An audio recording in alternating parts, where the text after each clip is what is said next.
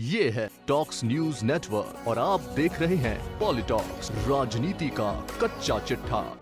लगता है प्रदेश में ठीक एक साल बाद इतिहास और सियासी हालात एक बार फिर अपने आप को दोहरा रहे हैं। पूर्व मुख्यमंत्री सचिन पायलट के एक अंग्रेजी अखबार को दिए इंटरव्यू के बाद प्रदेश का सियासी तापमान एकदम गर्मा गया है। वहीं अब सचिन पायलट के साथ साथ उनके समर्थक विधायक भी मुखर होने लगे हैं। इसी कड़ी में पायलट समर्थक विधायक वेद प्रकाश सोलंकी ने गहलोत सरकार पर बड़ा हमला बोला है। चाकसू विधायक सोलंकी ने कहा कि इस सरकार में अब तक कांग्रेस के लिए लाठियां खाने वालों की सुनवाई नहीं हुई है। कांग्रेस पार्टी को जो दलित, आदिवासी, पिछड़े और माइनॉरिटी के लोग वोट देते हैं, उन्हें हम बदले में क्या दे रहे हैं? केवल वोट के वक्त ये वर्ग याद आते हैं। जहां SC, ST, माइनॉरिटी के वोट नहीं हैं, वहां से कांग्रेस नेता चुनाव लड़कर देख लें, पता लग जाएगा। सोलंकी ने कहा कि वोट हमारा, दूसरे लोग मलाई खा रहे हैं, यह नहीं चलेगा। गहलोत मंत्रिमंडल पर सवाल उठाते हुए सोलंकी ने कहा कि 10 महीने से कोई दलित कैबिनेट में नहीं है। हम किसके सामने अपना दुखड़ा रोएं? अगर नया मंत्री नहीं बनाना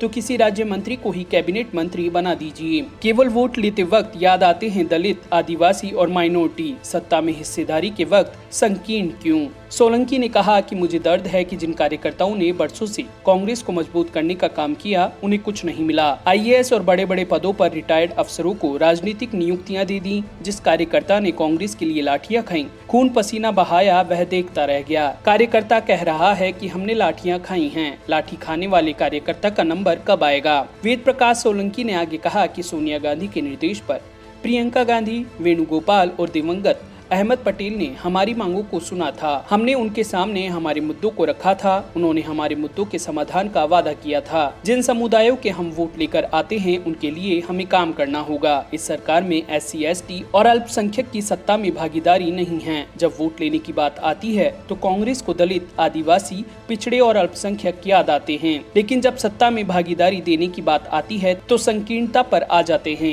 इन वर्गों को जितनी भागीदारी और जितना अधिकार मिलना चाहिए था, वह इस सरकार में नहीं मिला है। राजनीतिक नियुक्तियों की लिस्ट देख लीजिए, साफ पता लग जाएगा। गहलोत सरकार में राज्य मंत्री सुभाष गर्ग पर निशाना साधते हुए वेद प्रकाश सोलंकी ने कहा कि सरकार में कांग्रेस को वोट देने वाले वर्गों की बात उनके मंत्री ही तो उठाएंगे। जब उनके मंत्रियों को आप कमेटियों में लेंगे ही नहीं तो कौन बात सरकार में रखेगा? पहली बार के विधायक मंत्री सुभाष गर्ग 9 कमेटियों में हैं और 2 से 3 बार जीत चुके टीकाराम जूली और भजनलाल जाटव जैसे मंत्री बाहर हैं। क्या सुभाष गर्ग ही अकेले पूरे राजस्थान की राजनीति को समझते हैं? इस सरकार में SC, ST समुदाय के खिलाफ जितने फैसले हुए हैं, उनमें सुभाष गर्ग मिले हुए हैं। चाहे अंबेडकर पीठ का मामला हो या SC, ST के बैकलॉग का मामला हो, मुख्यमंत्री से गलत फैसले करवाने में मंत्री गर्ग का ही हाथ रहा है। पॉलिटॉक्स ब्यूरो, जयपुर। ये है टॉक्स न्यूज नेटवर्क और आप देख रहे हैं पॉलिटॉक्स, राजनीति का कच्चा चिट्ठा।